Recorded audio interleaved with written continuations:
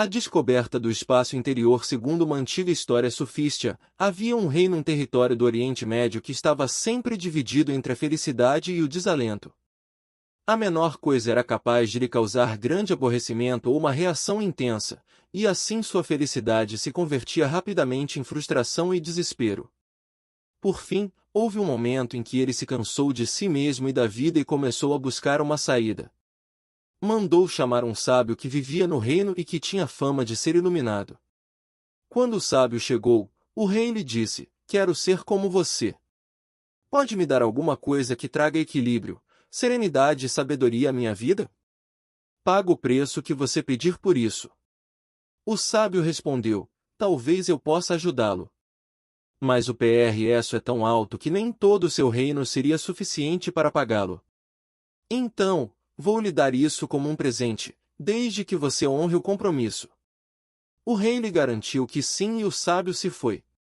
Algumas semanas depois, ele retornou e entregou ao rei uma caixa decorada e com entalhes de jade. O rei a abriu e encontrou ali um simples anel de ouro. Havia algumas letras gravadas nele. A inscrição dizia: "Isto também passará." "O que significa isto?" perguntou o rei. O sábio respondeu: "Use sempre este anel. Seja o que for que aconteça, antes de considerar esse evento bom ou mau, toque o anel e leia a inscrição. Assim, você viverá sempre em paz. Isto também passará." O que essas palavras simples têm que as torna tão poderosas? Numa consideração superficial, a impressão é de que elas são capazes de dar algum conforto numa situação difícil, mas que também podem diminuir o prazer das boas coisas da vida. Não seja feliz demais porque não vai durar. Isso parece ser o que elas estão dizendo quando aplicadas a uma circunstância tida como positiva. Toda a importância dessa frase se torna clara quando a consideramos no contexto de duas outras histórias que mencionei anteriormente. A do mestre Zen, cuja única resposta era "é mesmo", mostra o bem proporcionado pela não resistência interior aos acontecimentos, ou seja, por estarmos unificados com o que acontece. A história do homem cujo comentário era sempre "talvez" ilustra a sabedoria do não julgamento, enquanto a do anel destaca a transitoriedade que, quando reconhecida, leva ao desapego. Não resistência, não julgamento e desapego são os três aspectos da verdadeira liberdade e de uma vida iluminada. As palavras inscritas no anel não dizem que não devemos aproveitar as coisas boas da vida nem visam apenas proporcionar conforto em momentos de dor. Sua finalidade principal é nos tornar conscientes de que as situações são sempre efêmeras, o que se deve à transitoriedade de todas as formas, boas ou más. Quando reconhecemos isso, nosso apego diminui e praticamente deixamos de nos identificar com as formas. O desapego não nos impede de desfrutar as coisas boas que o mundo tem a oferecer. Na verdade, passamos a usufruí-las muito mais. Depois que compreendemos e aceitamos a impermanência de tudo que existe e a inevitabilidade da mudança, conseguimos aproveitar os prazeres enquanto eles duram, mas agora livres do medo da perda e da ansiedade quanto ao futuro. Com o desapego desenvolvemos um ponto de vista privilegiado que nos permite observar os acontecimentos em vez de ficarmos presos dentro deles. E como se nos tornássemos um astronauta que vê a Terra cercada pela vastidão do espaço e compreende uma verdade paradoxal: nosso planeta é precioso e ao mesmo tempo insignificante. O reconhecimento de que isto também passará produz esse distanciamento e, com ele, nossa vida ganha mais uma dimensão, o espaço interior. Por meio do desapego, assim como do não julgamento e da não resistência interior, obtemos acesso a essa dimensão. Quando não estamos mais totalmente identificados com as formas, a consciência, quem nós somos, se vê livre do seu aprisionamento na forma. Essa liberdade é o surgimento do espaço interior. Ele chega como um estado de silêncio e calma, uma paz sutil enraizada dentro de nós, mesmo diante de algo que parece mal. Isto também passará. De repente existe espaço em torno do acontecimento. Há também espaço ao redor dos altos e baixos emocionais, até mesmo da dor. E, acima de tudo, existe espaço entre nossos pensamentos. E, desse espaço, emana uma paz que não é deste mundo, porque este mundo é forma, enquanto a paz é espaço. Essa é a paz de Deus. Agora podemos desfrutar e estimar as coisas e os eventos sem lhes atribuir uma importância que eles não possuem. Temos condições de participar da dança da criação e sermos ativos sem nos apegarmos ao resultado e sem impormos exigências pouco razoáveis em relação ao mundo, como satisfaça-me, faça-me feliz, faça-me sentir seguro, diga-me quem sou. O mundo não pode nos dar nada disso e, quando deixamos de ter essas expectativas, todo o sofrimento que nós mesmos criamos chega ao fim. Toda essa dor se deve à valorização exagerada da forma e à falta de consciência quanto à dimensão do espaço interior. Quando essa dimensão está presente na nossa vida, podemos aproveitar as coisas, as experiências e os prazeres sensoriais sem nos perdermos neles, sem nos apegarmos internamente a nada disso, isto é, sem nos tornarmos viciados no mundo. A mensagem "isto também passará" é um instrumento de orientação em relação à realidade. Ao indicar a transitoriedade de todas as formas, ela também aponta implicitamente para o eterno. Apenas o eterno dentro de nós reconhece o efêmero como efêmero. Sempre que a dimensão do espaço se perde ou não é conhecida, as coisas assumem uma importância absoluta, uma seriedade e um peso que, na verdade, elas não possuem. Toda vez que o mundo não é visto da perspectiva do que não tem forma, ele se torna um lugar ameaçador e, em última análise, de desespero. O profeta do Antigo Testamento sentiu isso quando escreveu: "Todas as coisas se afadigam", e mais do que se pode dizer, uma consciência dos objetos e a consciência do espaço. A vida da maioria das pessoas é um amontoado desordenado de coisas, itens materiais, tarefas a fazer, questões sobre as quais pensar. Esse tipo de vida se assemelha à história da humanidade, que Winston Churchill definiu como uma maldita coisa depois da outra. A mente dessas pessoas é ocupada por um emaranhado de pensamentos, um após o outro. Essa é a dimensão da consciência dos objetos, que é a realidade predominante de um grande número de indivíduos, e é por causa disso que a vida deles é tão confusa. Essa consciência precisa ser equilibrada pela consciência do espaço para que a sanidade retorne ao nosso planeta e a humanidade cumpra seu destino. O surgimento da consciência do espaço é o próximo estágio da evolução da nossa espécie. O sentido da consciência do espaço é que, além de estarmos conscientes das coisas, que sempre se resumem a percepções, pensamentos e emoções, existe um estado subjacente de atenção. Isso quer dizer que temos consciência não apenas das coisas, objetos, como também do fato de que estamos conscientes. É o que ocorre quando somos capazes de sentir um silêncio interior sempre alerta ao fundo enquanto os eventos acontecem no primeiro plano. Essa dimensão está presente em todos nós. No entanto, para a maioria das pessoas, ela passa totalmente despercebida. Às vezes, eu a aponto da seguinte maneira: você é capaz de sentir sua própria presença. A consciência do espaço representa a liberdade tanto em relação ao ego quanto à dependência das coisas, do materialismo e da materialidade. Ela é a dimensão espiritual que, sozinha, pode dar um significado verdadeiro e transcendente a este mundo. Sempre que estamos aborrecidos com algo que ocorreu, com alguém ou com uma situação, a verdadeira causa desse estado de ânimo não é o que aconteceu, nem a pessoa, nem a circunstância, mas a perda da verdadeira perspectiva que apenas o espaço pode oferecer. Estamos presos à consciência dos objetos, inconscientes do espaço interior atemporal da consciência propriamente dita. A frase "isto também passará", quando usada como indicador, pode restaurar a consciência dessa dimensão para nós. Outro indicador da verdade em nós está na seguinte afirmação: meu aborrecimento nunca é causado por aquilo que imagino. Abaixo e acima do nível do pensamento. Quando estamos muito cansados, podemos nos sentir mais em paz, mais relaxados, do que no estado normal. Isso acontece porque os pensamentos diminuem e, assim, não nos lembramos mais do nosso eu problemático criado pela mente. Estamos próximos ao estado do sono. A ingestão de álcool ou de determinadas drogas, desde que elas não estimulem o corpo de dor, também pode nos deixar menos tensos, mais despreocupados e até mais animados por um tempo. Às vezes, Começamos a cantar e dançar, ações que, desde as épocas ancestrais, expressam a alegria de viver. Como estamos menos sobrecarregados pela mente, podemos ter um vislumbre da alegria do ser. Talvez por isso o álcool seja chamado também de spirit, espírito, na língua inglesa. Mas existe um alto preço a pagar, a inconsciência. Em vez de nos posicionarmos acima do nível do pensamento, caímos abaixo dele. Algumas doses a mais de bebida e teremos regressado ao reino vegetal. A consciência do espaço tem muito pouco a ver com o estado de desorientação.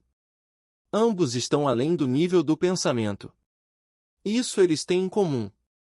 A diferença fundamental, contudo, é que, no primeiro caso, nos colocamos acima do nível do pensamento em no segundo, ficamos abaixo dele. Um é o próximo passo na evolução da consciência humana, o outro uma regressão a um estágio que superamos eras atrás. Ver televisão é a atividade de lazer favorita, ou melhor, a opção de inatividade, de milhões de pessoas em todo o mundo. Nos Estados Unidos, por exemplo, quem está na faixa dos 60 anos de idade já terá passado 15 anos diante da tela da TV. Em muitos outros países, os índices são semelhantes. Para um número significativo de pessoas, ver televisão é algo relaxante. Observe a si mesmo e verá que, quanto mais tempo sua atenção permanece tomada pela tela, mais sua atividade intelectual se mantém suspensa. Assim, por longos períodos você estará assistindo a atrações como programas de entrevistas, jogos, shows de variedades, quadros de humor e até mesmo anúncios sem que quase nenhum pensamento seja gerado pela sua mente. Você não apenas deixa de se lembrar dos seus problemas, como se torna livre de si mesmo por um tempo. E o que poderia ser mais relaxante do que isso? Então ver televisão cria o espaço interior? Será que isso nos faz entrar no estado de presença? Infelizmente, não é o que acontece. Embora a mente possa ficar sem produzir nenhum pensamento por um bom tempo, ela permanece ligada à atividade do pensamento do programa que está sendo exibido. Mantém-se associada à versão televisiva da mente coletiva e segue absorvendo seus pensamentos. Sua inatividade é apenas no sentido de que ela não está gerando pensamentos. No entanto, continua assimilando os pensamentos e as imagens que chegam à tela. Isso induz um estado passivo semelhante ao transe, que aumenta a suscetibilidade, e não é diferente da hipnose. E por isso que a televisão se presta à manipulação da opinião pública, como é do conhecimento de políticos, de grupos que defendem interesses específicos e de anunciantes, eles gastam fortunas para nos prender no estado de inconsciência receptiva.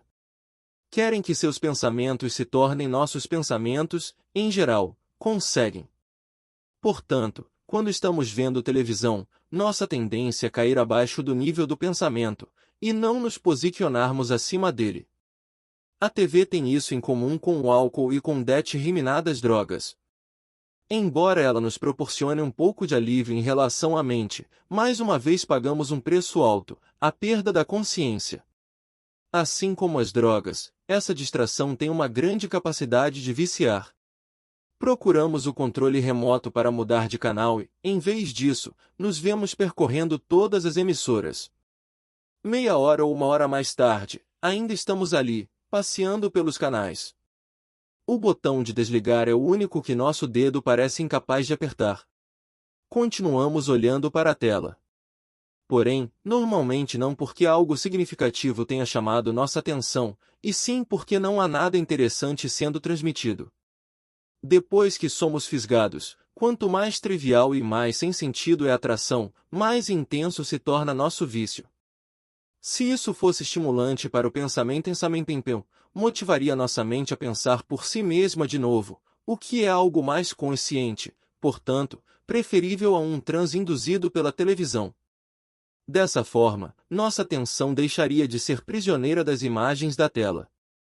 O conteúdo da programação, caso apresente alguma qualidade, pode até certo ponto neutralizar, e algumas vezes até mesmo desfazer, o efeito hipnótico e entorpecedor da TV. Existem determinados programas que são de uma utilidade extrema para muitas pessoas. Mudam sua vida para melhor, abrem seu coração, fazem com que se tornem mais conscientes.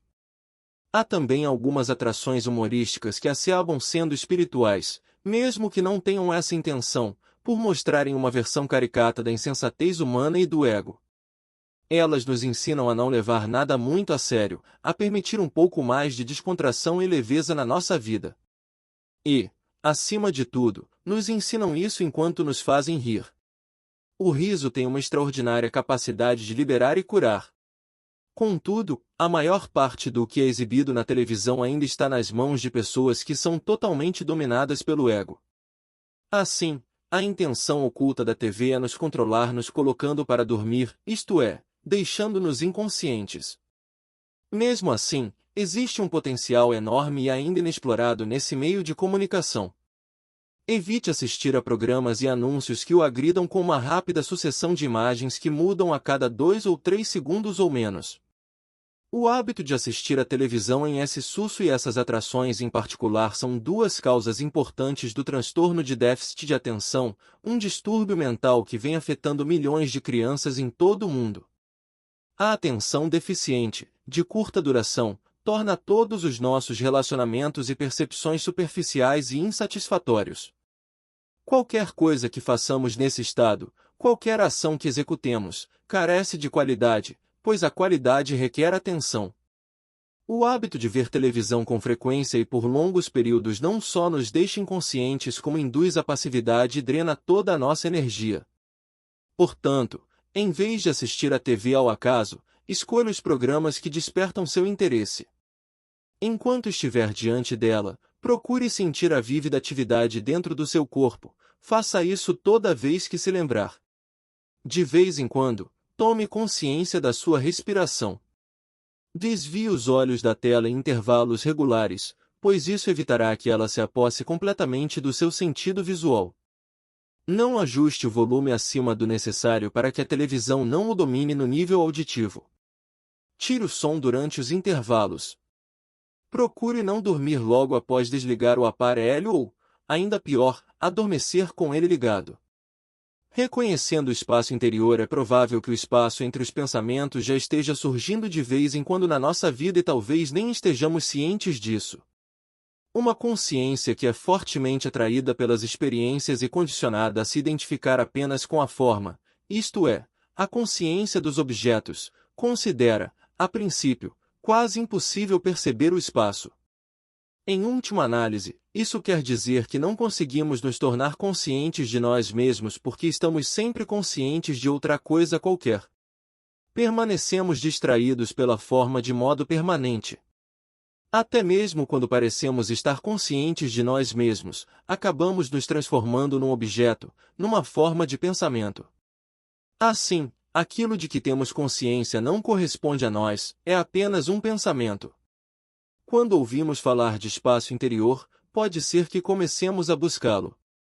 No entanto, se fizermos isso como se estivéssemos procurando um objeto ou uma experiência, não teremos sucesso. Esse é o dilema de todos aqueles que estão tentando alcançar a compreensão espiritual, ou iluminação. Por isso, Jesus disse, o reino de Deus não virá de um modo ostensivo.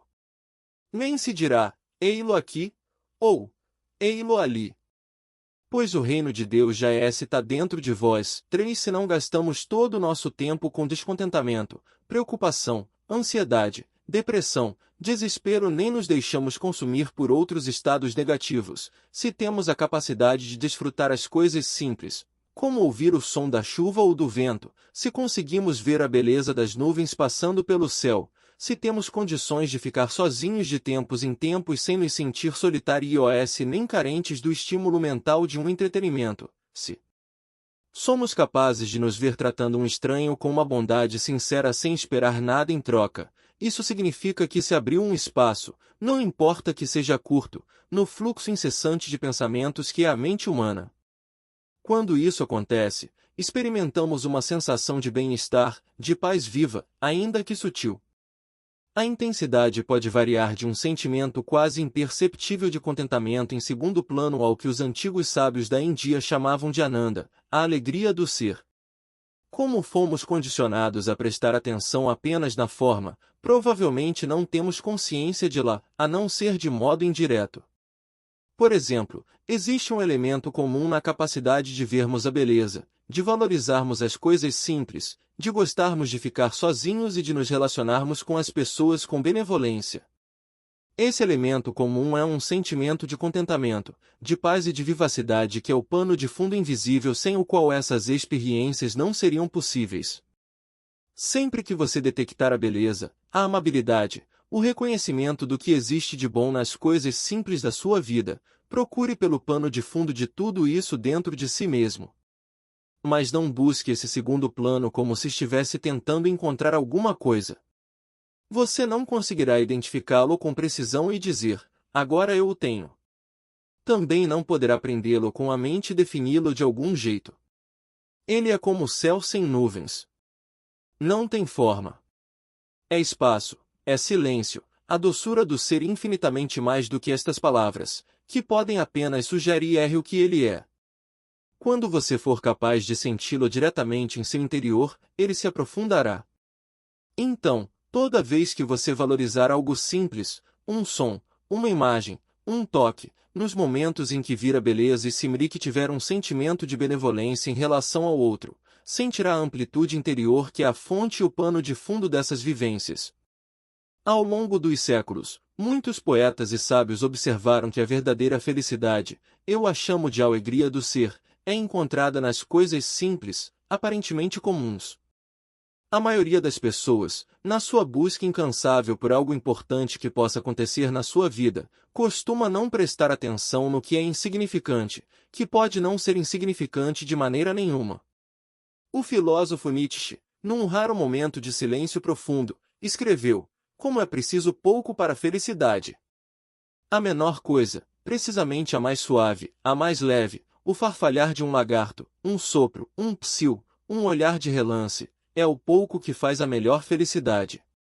Silêncio. 4. Por que a menor coisa faz a melhor felicidade? Porque a verdadeira felicidade não é causada nem pela coisa nem pelo acontecimento, embora seja assim que pareça a princípio. Ambos são tão sutis, tão pouco perceptíveis, que ocupam apenas uma pequena parte da nossa consciência, o resto é espaço interior, a consciência propriamente dita não obstruída pela forma. A consciência do espaço interior e quem nós somos em nossa essência são a mesma e uma só coisa. Em outras palavras, a forma das pequenas coisas deixa lugar para o espaço interior. E dele, que é a própria consciência não condicionada, emana a verdadeira felicidade, a alegria do ser. Para estarmos conscientes daquilo que é pequeno e suave, precisamos, porém, permanecer silenciosos em nosso interior. Isso requer um alto grau de atenção. Aquiete-se. Olhe. Ouça. Esteja presente. Esta é outra maneira de encontrar o espaço interior, torne-se consciente de estar consciente. Diga ou pense eu sou e não acrescente mais nada. Tome consciência do silêncio que acompanha o eu sou. Sinta sua presença, que é o puro estado de ser despojado de qualquer coisa, despido, revelado. Não há nada que afete, nem a juventude nem a velhice, nem a riqueza nem a pobreza, nem a bondade nem a maldade, nem quaisquer outros atributos. Ela é o amplo útero de toda a criação, de todas as formas. Você consegue ouvir o córrego na montanha? Um mestre zen estava caminhando em silêncio com um dos seus discípulos por uma trilha na montanha. Quando chegaram a um velho pé de cedro, eles se sentaram embaixo dessa árvore e fizeram uma refeição simples, com apenas de um pouco de arroz e hortaliças. Após a refeição, o discípulo, um jovem monge que ainda não descobrira a chave para o mistério do Zen, rompeu o silêncio perguntando ao mestre: Mestre, como faço para entrar no Zen? Ele estava, é claro, perguntando como entrar no estado de consciência que é conhecido como Zen. O mestre permaneceu em silêncio. O discípulo esperou ansiosamente por uma resposta por quase 5 minutos. Ele estava prestes a fazer outra pergunta quando o mestre falou de repente: Está ouvindo o som daquele córrego na montanha? O discípulo não tinha notado nenhum córrego na montanha. estivera mais preocupado em pensar sobre o significado do Zen. Agora, enquanto começava a escutar o som, sua mente ruidosa se acalmou. A princípio ele não ouviu nada. Depois, seu pensamento deu lugar a um estado de alerta mais intenso e, de repente, ele ouviu o murmúrio quase imperceptível de um córrego a longa distância. Sim, consigo ouvir agora, confirmou. O mestre ergueu um dedo e, com um olhar que de alguma maneira era ao mesmo tempo feroz e gentil, complementou: entre-nos em por aí. O discípulo ficou perplexo. Era seu primeiro satori, um lampejo de iluminação. Ele sabia o que o Zen era sem saber o que era aquilo que ele sabia. Eles prosseguiram na sua jornada em silêncio. O discípulo estava impressionado com a manifestação da vida no mundo à sua volta. Sentia tudo como se fosse pela primeira vez. Pouco a pouco, porém, começou a pensar de novo. O silêncio alerta voltou a se encoberto pelo ruído mental, e não demorou muito tempo para que ele fizesse outra pergunta. Mestre, estive pensando. O que o senhor teria dito se eu não tivesse sido capaz de ouvir o córrego? O mestre parou, olhou para ele, ergueu o dedo e disse: entre-nos em por aí. A ação correta, o ego pergunta: como posso fazer com que esta situação satisfaça minhas necessidades ou como posso chegar a outra situação que venha atender minhas necessidades? A presença é um estado de grande amplitude interna. Quando estamos presentes, perguntamos: como devo responder às necessidades desta situação, deste momento? Na verdade, nem sequer precisamos fazer essa pergunta. Estamos em silêncio, atentos, abertos ao que é, trazemos uma nova dimensão à situação, espaço. Então observamos e escutamos. Assim nos tornamos um com a situação. Sempre que, em vez de reagirmos a uma circunstância, nos fundimos a ela, a solução surge da própria circunstância. Na verdade, não somos nós, a pessoa, que estamos olhando e escutando, mas o silêncio alerta em si. Então, se a ação é possível ou necessária, a executamos ou, mais exatamente, a ação correta acontece por nosso intermédio. A ação correta é aquela que é adequada para o todo. Quando ela é consumada, o silêncio alerta e amplo permanece. Ninguém levanta os braços num gesto de triunfo gritando um desafiador "é isso aí", nem dizendo "olhem, eu consegui". Toda a criatividade surge da amplitude interior. Depois que a criação acontece e alguma coisa toma forma, precisamos ficar vigilantes para que as noções de eu e meu não apareçam. Se nos atribuirmos o crédito pelo que conseguimos fazer, é porque o ego está de volta e o amplo espaço tornou-se obscurecido. Perceber sem nomear as pessoas, em sua maioria, estão apenas superficialmente conscientes do mundo que as cerca, sobretudo quando estão familiarizadas com o ambiente em que se encontram. A voz na cabeça absorve a maior parte da sua atenção. Há quem se sinta mais vivo quando viaja e visita lugares desconhecidos ou outros países porque, nessas ocasiões, a percepção sensorial ocupa mais a sua consciência do que o pensamento. Esses indivíduos se tornam mais presentes. Outros permanecem sob o total domínio da voz na cabeça até mesmo nessas situações. Suas percepções e sensações são distorcidas por julgamentos instantâneos. Na verdade, eles não chegaram a ir a lugar nenhum. Apenas seu corpo está viajando, enquanto elas permanecem onde sempre estiveram, na própria cabeça. Essa é a realidade da maior parte das pessoas. Tão logo alguma coisa é percebida, ela é nomeada, interpretada, comparada com outra coisa qualquer, apreciada, detestada ou chamada de boa ou má pelo eu fantasma, o ego. Elas estão aprisionadas nas formas de pensamento, na consciência do objeto. Ninguém desperta espiritualmente enquanto não interrompe o processo compulsivo e inconsciente de nomear ou, pelo menos, até que tome consciência dele e assim seja capaz de observá-lo enquanto ocorre. É por meio desse nomear constante que o ego permanece em atividade como a mente não observada. Sempre que ele pare, até mesmo quando apenas nos tornamos conscientes dele, há lugar para o espaço interior e então deixamos de ser possuídos pela mente. Agora, escolha um objeto próximo a você, uma caneta, uma cadeira, uma xícara, uma planta, e examine-o visualmente, ou seja, olhe para ele com grande interesse, quase com curiosidade. Evite itens com fortes associações pessoais que o façam se lembrar do passado, como onde você os comprou, de quem os ganhou, etc. Deixe de lado também tudo que tenha algo escrito, como um livro ou uma garrafa. Isso pode estimular o pensamento. Sem fazer esforço, relaxado mas alerta, dedique total atenção ao objeto, a cada detalhe dele. Se surgirem pensamentos, não se envolva com eles. Não é neles que você está interessado, e sim no ato da percepção em si. Você consegue retirar o pensamento de dentro da percepção? É capaz de observar sem que a voz na sua cabeça faça comentários, tire conclusões, compare ou tente descobrir alguma coisa? Depois de uns 2 minutos, deixe seu olhar vagar pelo ambiente, com sua atenção alerta iluminando cada coisa sobre a qual ela pousar. Depois, ouça os sons que possam estar presentes. Faça isso da mesma maneira como olhou para as coisas ao seu redor. Talvez alguns sons sejam naturais, água, vento, pássaros, enquanto outros serão artificiais. Alguns podem ser agradáveis, outros desagradáveis. No entanto, não faça diferença entre bons e maus. Deixe cada som ser como ele é, não o interprete. Nesse caso também, o segredo é a atenção relaxada, porém alerta.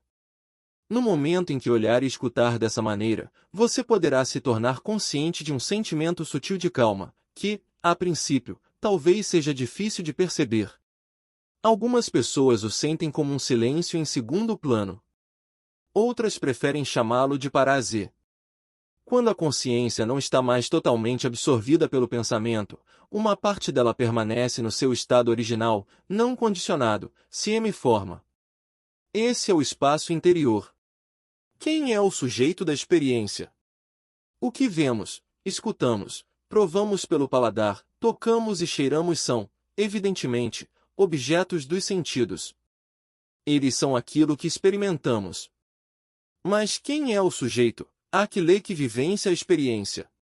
Se dissermos, por exemplo, e claro que eu, João da Silva, contador, 45 anos de idade, divorciado, pai de 2 filhos, brasileiro, sou o sujeito, aquele que vivencia a experiência, estamos enganados. João da Silva e todos os elementos identificados com o conceito mental dessa pessoa são todos objetos de experiência, e não o sujeito que a está vivenciando. Toda experiência possui 3 ingredientes possíveis: percepção dos sentidos, pensamentos ou imagens mentais e emoções. João da Silva, contador, 45 anos de idade, divorciado, pai de 2 filhos, brasileiro, esses são todos pensamentos, e, portanto, fazem parte do que nós sentimos no momento que os temos. Eles e qualquer outra coisa que possamos dizer e pensar sobre nós são objetos, e não o sujeito. São a experiência, e não aquele que vivencia a experiência. Podemos acrescentar mais umas 1000 definições, pensamentos, sobre quem nós somos, e ao fazermos isso, certamente aumentaremos a complexidade da experiência de nós mesmos. No entanto, dessa maneira, não chegaremos ao sujeito, que é anterior a toda experiência, mas sem o qual elas não existiriam. Então quem é aquele que vivencia a experiência? Somos nós. E quem somos nós? Consciência. E o que é consciência? Essa pergunta não pode ser respondida. No momento em que a respondermos, vamos falsificá-la, transformá-la em outro objeto. A consciência, termo tradicional para aquilo que é espírito, não pode ser conhecida no sentido comum dessa palavra, e tentar persegui-la é bobagem. Todo conhecimento se encontra no âmbito da dualidade, sujeito e objeto, o conhecedor e o conhecido. O sujeito, o eu, o conhecedor sem o qual nada seria conhecido, percebido, pensado ou sentido, deve permanecer para sempre incognoscível. Isso porque o eu não tem forma. Apenas as formas podem ser conhecidas. E, ainda assim, sem a dimensão sem forma, o mundo das formas não poderia existir. Esse é o espaço iluminado no qual o mundo surge e desaparece. Ele é a vida que eu sou. É eterno. Eu sou eterno, perpétuo. O que acontece nesse espaço é relativo e temporário, prazer e dor, ganho e perda, nascimento e morte. O maior impedimento à descoberta do espaço interior, a principal barreira à descoberta daquele que tem experiência, é nos tornarmos tão subjugados pela experiência que acabemos perdidos nela. Isso significa que a consciência está desorientada em seu próprio sonho. Somos arrebatados por todo pensamento, toda emoção e toda sensação a tal ponto que, na verdade, nos encontramos num estado de sonambulismo. Essa tem sido a situação normal da humanidade por milhares de anos. Embora não possamos conhecer a consciência, somos capazes de nos tornar conscientes dela como nós mesmos. Temos como senti-la diretamente em qualquer situação, não importa onde estejamos. Podemos senti-la aqui e agora como nossa verdadeira presença, o espaço interior em que as palavras nesta página são percebidas e se transformam em pensamentos.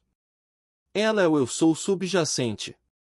Por exemplo, as palavras que você está lendo e nas quais está pensando são o primeiro plano, enquanto o eu sou é o substrato, o pano de fundo implícito em cada sensação, pensamento e sentimento. A respiração podemos descobrir o espaço interior criando lacunas no fluxo do pensamento. Sem elas, o pensamento se torna repetitivo, desprovido de inspiração, sem nenhuma centelha criativa, e é assim que ele é para a maioria das pessoas. Não precisamos nos preocupar com a duração dessas lacunas. Alguns segundos bastam. Aos poucos, elas irão aumentar por si mesmas, sem nenhum esforço da nossa parte. Mais importante do que fazer com que sejam longas é criá-las com frequência para que nossas atividades diárias e nosso fluxo de pensamento sejam entremeados por espaços. Certa ocasião alguém me mostrou a programação anual de uma grande organização espiritual. Quando a examinei, fiquei impressionado pela rica seleção de seminários e palestras interessantes. A pessoa me perguntou se eu poderia recomendar uma ou duas atividades. Não sei, não. Todas elas me parecem muito interessantes. Mas eu conheço esta: tome consciência da sua respiração sempre que puder, toda vez que se lembrar. Faça isso durante um ano e terá uma experiência transformadora bem mais forte do que a participação em qualquer uma dessas atividades. E é de graça. Tomar consciência da respiração faz com que a atenção se afaste do pensamento e produz espaço. É uma maneira de gerar consciência. Embora a plenitude da consciência já esteja presente como não manifestado, estamos aqui para levar a consciência a essa dimensão. Tome consciência da sua respiração. Observe a sensação do ato de respirar. Sinta o movimento de entrada e saída do ar ocorrendo em seu corpo. Veja como o peito e o abdômen se expandem e se contraem ligeiramente quando você inspira e expira. Basta uma respiração consciente para produzir espaço onde antes havia a sucessão ininterrupta de pensamentos. Uma respiração consciente, 2 ou 3 seria ainda melhor, feita muitas vezes ao dia é uma maneira excelente de criar espaços na sua vida. Mesmo que você medite sobre sua respiração por 2 horas ou mais, o que é uma prática adotada por algumas pessoas, uma respiração basta para deixá-lo consciente.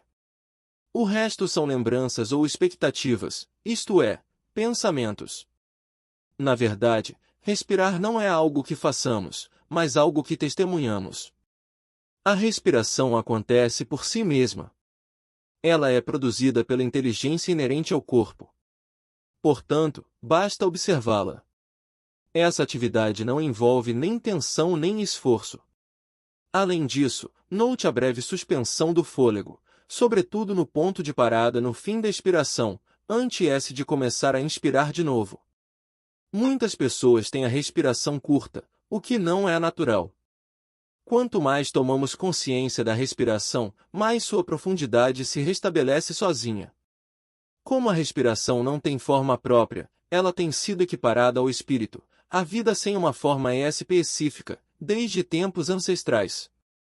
O Senhor Deus formou, pois, o homem do barro da terra, e inspirou-lhe nas narinas um sopro de vida, e o homem se tornou um ser vivente. 5 A palavra alemã para respiração, Atmen, tem origem no termo sânscrito Atman, que significa o espírito divino que no S habita, ou o Deus interior.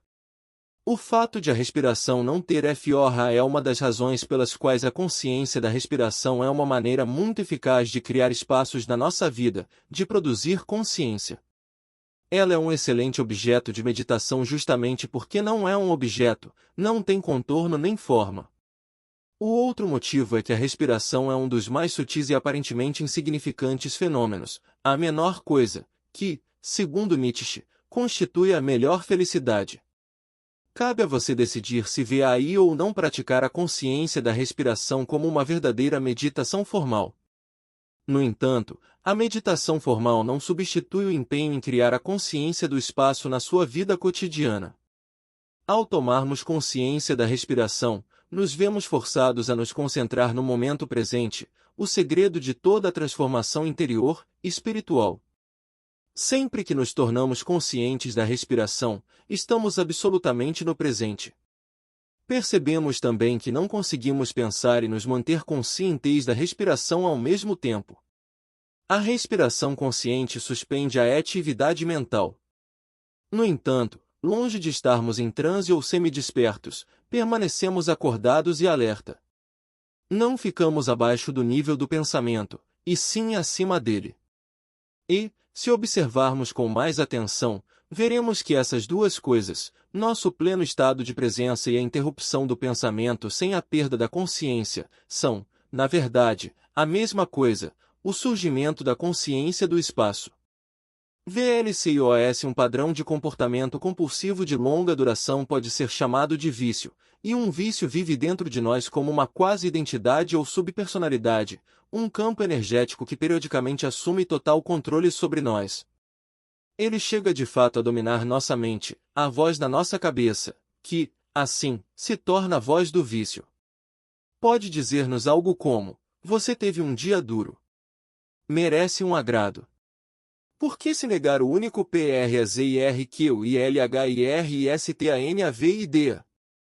E, assim, se nos identificarmos com a voz interior por causa da falta de consciência, nos veremos caminhando para a geladeira e pegando uma bela torta de chocolate. Em outras ocasiões, o vício pode superar completamente nossos pensamentos, e de repente, talvez estejamos fumando um cigarro ou segurando um copo de bebida. Como é que isso veio parar na minha mão? Tirar o cigarro do maço e acendê-lo ou servir-se de uma bebida foram atos executados em total inconsciência. Se você tem um padrão de comportamento compulsivo, como fumar, comer em excesso, beber, ver televisão, ficar muitas horas conectado à internet ou qualquer outra coisa do gênero, pense em fazer o seguinte: quando observar a necessidade compulsiva de zontar dentro de si, pare e respire conscientemente 3 vezes. Isso desperta a consciência. Então, por alguns minutos, tome consciência dessa ansiedade como um campo energético no seu interior. Sinta de modo consciente essa necessidade física ou mental que o leva a querer ingerir algo, consumir determinada substância ou adotar uma forma de comportamento compulsivo. Em seguida, respire conscientemente mais algumas vezes. Depois, poderá descobrir que a urgência compulsiva desapareceu, pelo menos dessa vez. Ou que ela ainda o domina, e tudo o que lhe resta é agir sob seu comando de novo. Nesse caso, porém, não faça disso um problema.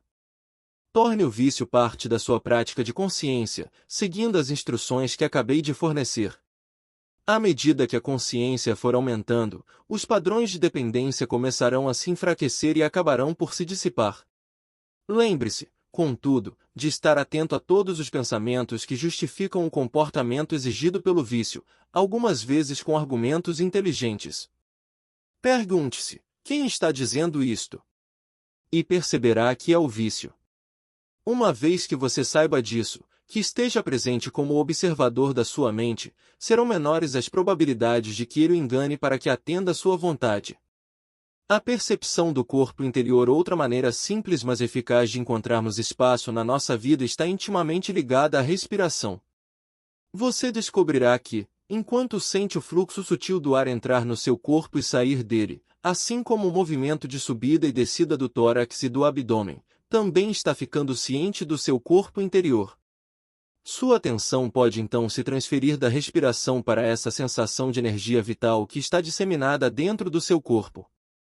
As pessoas, em sua maioria, estão tão distraídas pelos pensamentos, tão identificadas com a voz dentro da sua cabeça, que não conseguem mais perceber a energia vital em seu interior.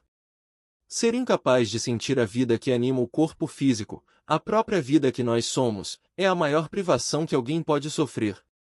Assim, elas começam a buscar não apenas substitutos desse estado natural de bem-estar interno, como também algo que encubra o permanente desconsolo que sentem por não estarem em contato com essa energia vital, que permanece presente, embora costume ser desconsiderada.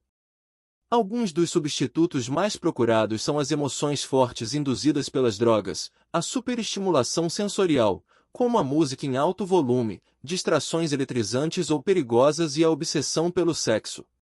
Até mesmo os conflitos nos relacionamentos são colocados no lugar dessa sensação genuína de energia vital.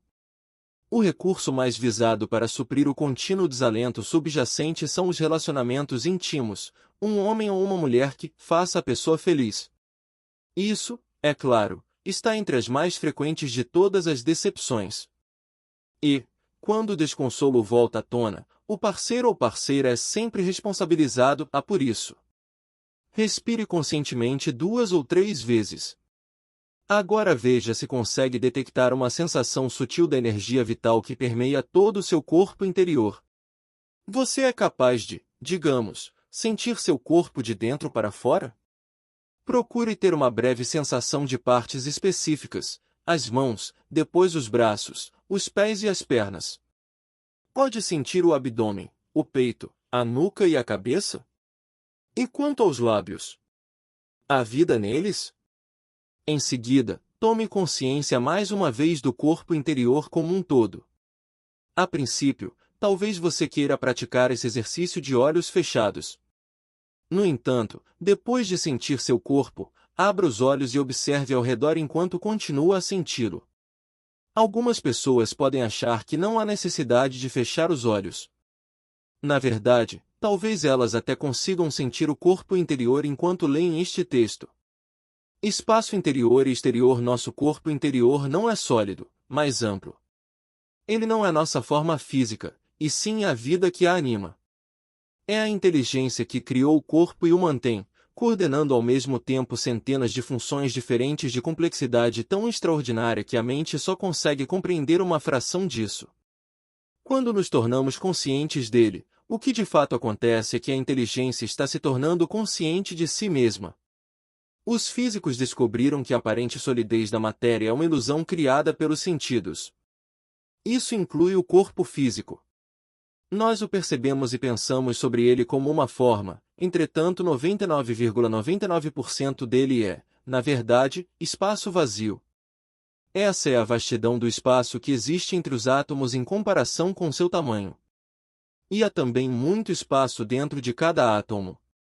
O corpo físico não passa de uma percepção distorcida de quem nós somos. Em diversos aspectos, ele é uma versão microscópica do espaço exterior. Para obter uma ideia da extensão do espaço entre os corpos celestiais, considere o seguinte: viajando a 300.000 km por segundo, a luz leva pouco mais de um segundo para percorrer a distância entre a Terra e a Lua. A luz do Sol alcança nosso planeta em cerca de 8 minutos. A luz de Próxima Centauri, a estrela que está mais perto do Sol e a segunda mais próxima a nós depois dele, viaja por 4,5 anos até chegar à Terra. Essa é a amplidão do espaço que nos rodeia. E também há o espaço intergaláctico, cuja dimensão desafia toda a compreensão. A luz de Andrômeda, a galáxia mais próxima a nós, atinge nosso planeta em 2,4 milhões de anos.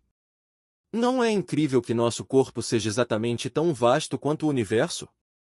Assim, o corpo físico, que é forma, revela-se essencialmente sem forma quando mergulhamos fundo nele. Torna-se uma passagem para o espaço interior. Embora o espaço interior seja informe, ele é pleno de vida. Aquele espaço vazio é a vida na sua totalidade, a origem não manifestada da qual fluem todas as manifestações. A palavra usual para designar a origem é Deus. Os pensamentos e as palavras pertencem ao mundo da forma, eles não podem expressar a ausência dela. Assim, quando dizemos que estou conseguindo sentir meu corpo interior, essa é uma falsa percepção criada pelo pensamento. O que ocorre de verdade é que a consciência que aparece como corpo, a consciência que eu sou, essa está se tornando consciente de si mesma. No momento em que deixamos de confundir quem nós somos com uma forma temporária de eu, a dimensão do eterno e infinito, Deus, pode se expressar por nosso intermédio e nos guiar.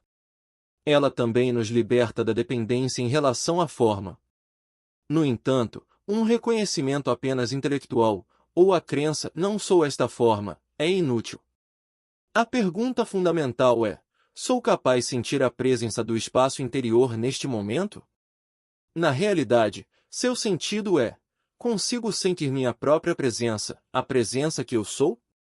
Podemos ainda abordar essa verdade usando um indicador diferente, como a seguinte pergunta: tenho consciência não só do que está acontecendo neste momento como também do agora propriamente dito como o espaço interior eterno em que tudo acontece? Embora essa indagação pareça não ter nada a ver com o corpo interior, podemos nos surpreender com o fato de que, ao nos tornarmos conscientes do espaço do agora, de repente nos sentiremos mais vivos por dentro. Estaremos percebendo a energia vital do corpo interior, e ela é uma parte intrínseca da alegria do ser. Temos que entrar no corpo para ir além dele e descobrir que não somos aquilo. Sempre que possível, use a consciência do corpo interior para produzir espaço. Durante uma espera, quando estiver ouvindo alguém ou nas ocasiões em que fizer uma pausa para apreciar o céu, uma árvore, uma flor, seus filhos, seu marido ou sua mulher, sinta a vida dentro de si ao mesmo tempo. Isso significa que parte da sua atenção ou consciência permanece sem forma, enquanto o resto está disponível para o mundo exterior das formas. Toda vez que você habitar seu corpo dessa maneira, ele servirá como uma âncora para mantê-lo presente no agora. Isso o impedirá de se perder no pensamento, nas emoções e nas situações externas. Quando pensamos, sentimos, percebemos e vivemos uma experiência, a consciência adquire uma forma. É a reencarnação, num pensamento, num sentimento, num sentido de percepção, numa experiência. O ciclo de renascimentos de que os budistas esperam finalmente se libertar acontece de modo contínuo, e é apenas neste momento, por meio do poder do agora, que conseguiremos sair dele. Pela total aceitação da forma do agora, alcançamos um alinhamento interno com o espaço, que é a essência do agora. Por meio da aceitação, criamos uma vastidão interior. Procuramos nos unificar com o espaço, e não com a forma, é isso que leva a verdadeira perspectiva e o equilíbrio à nossa vida. Percebendo as lacunas ao longo do dia, vemos e ouvimos uma sucessão de coisas em contínua mutação. No primeiro momento, quando vemos algo ou ouvimos um som, sobretudo se não estamos familiarizados com eles, antes que a mente os nomeie ou interprete, costuma surgir uma lacuna de atenção alerta na qual ocorre a percepção. Essa lacuna é o espaço interior. Sua duração difere de pessoa para pessoa. É fácil perdê-la porque, no caso de muita gente, ela é extremamente curta, talvez de apenas um segundo ou menos. Veja o que acontece. No primeiro momento da percepção de uma nova imagem ou de um novo som, há uma breve suspensão do fluxo habitual de pensamento. A consciência é desviada do pensamento porque ela é requerida para sentir a percepção. Uma imagem ou um som muito incomuns podem nos deixar sem palavras, até mesmo internamente, ou seja, eles produzem uma lacuna mais longa. A frequência e a duração desses espaços determinam nossa capacidade de desfrutar a vida, de sentir uma ligação interior com as pessoas e também com a natureza. Elas estabelecem ainda nosso grau de libertação do ego, pois este implica a inconsciência total da dimensão do espaço. Quando nos tornamos conscientes desses breves intervalos que acontecem naturalmente, eles começam a se tornar mais longos. À medida que isso ocorre, vamos vivenciando com uma frequência crescente a alegria de perceber as coisas com pouca ou nenhuma interferência do pensamento. O mundo ao nosso redor então parece revigorado, novo e vivo. Quanto mais percebemos a vida por intermédio de uma tela mental de abstração e conceituação, mais desanimado e monótono se torna o ambiente em torno de nós.